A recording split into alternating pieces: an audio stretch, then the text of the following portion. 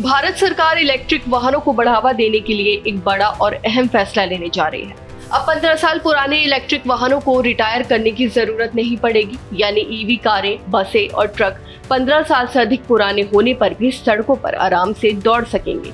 जी हाँ, ये फैसला ईवी मालिकों और खरीदारों के लिए राहत की खबर है, क्योंकि इससे न केवल गाड़ियों की उम्र बढ़ेगी बल्कि उनकी रीसेल वैल्यू और खरीदारों की दिलचस्पी भी बनी रहेगी। जहां भी देश में पेट्रोल और डीजल से चलने वाले वाहनों को 15 साल बाद डिकमीशन करना अनिवार्य है, वहीं ईवीज को इस नियम से छूट मिल सकती है।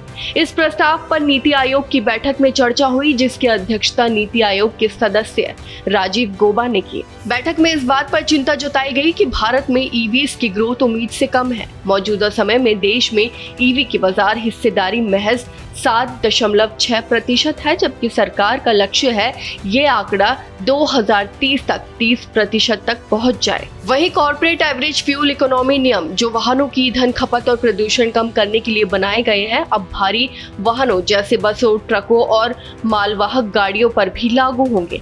हालांकि इलेक्ट्रिक वाहनों को इन नियमों में आंशिक छूट देने पर विचार किया जा रहा है, ताकि उनकी बिक्री को प्रोत्साहन मिल सके। वहीं बैठक में ये भी बताया गया कि अधिकतर 15 साल से पुरानी बसें निजी मालिकों के पास है।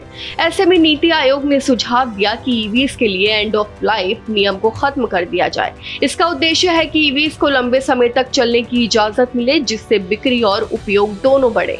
वहीं सरकार अब सिर्फ सब्सिडी या प्रोत्साहन तक सीमित नहीं रहना चाहती, बल्कि ईवी को अपनाना अब एक जरूरी नीति का हिस्सा बनने जा रहा है। जिन शहरों में ईवी से जुड़ा ढांचा तैयार है, वहां ईवी को अनिवार्य किया जा सकता है।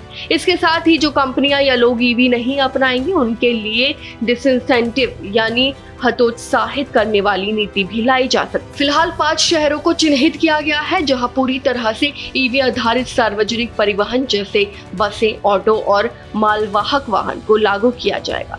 वहीं ईवी की सफलता के लिए 4 बुनियादी चीजों को बेहद जरूरी माना गया है, जिसमें सबसे पहले चार्जिंग स्टेशनों की आसानी से उपलब्धता, दूसरा फास्ट चार्जिंग की सुविधा, तीसरा बेहतर बैटरी टेक्नोलॉजी और चौथा आसान फाइनेंस विकल्प। बैठक में बैंकों से बातचीत के दौरान सामने आया कि बैंक अभी भी ईवी को फाइनेंस करने में हिचकिचाते हैं। इसकी वजह है ईवी की बैटरी की ऊंची कीमतें और उसकी सीमित उम्र, लगभग जो कि 6 से 7 साल होती है। ईवी की कुल लागत में बैटरी का हिस्सा 40% से 50% तक होता है, जो इसे काफी महंगा बनाता है। इसलिए बैंकों और ऑटो इंडस्ट्री ने सरकार से आग्रह किया है कि ईवी बैटरियों के लिए स्पष्ट मानक बनाए जाएं और साथ ही वित्तीय सहायता या सब्सिडी भी दी जाए।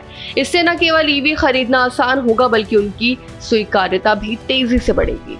सरकार का ये फैसला ईवी सेक्टर के लिए गेम चेंजर साबित हो सकता है। जहां एक ओर ये गाड़ियों की लाइफ बढ़ाएगा, वहीं दूसरी ओर पर्यावरण के अनुकूल तकनीक को अपनाने का रास्ता भी आसान बनाएगा।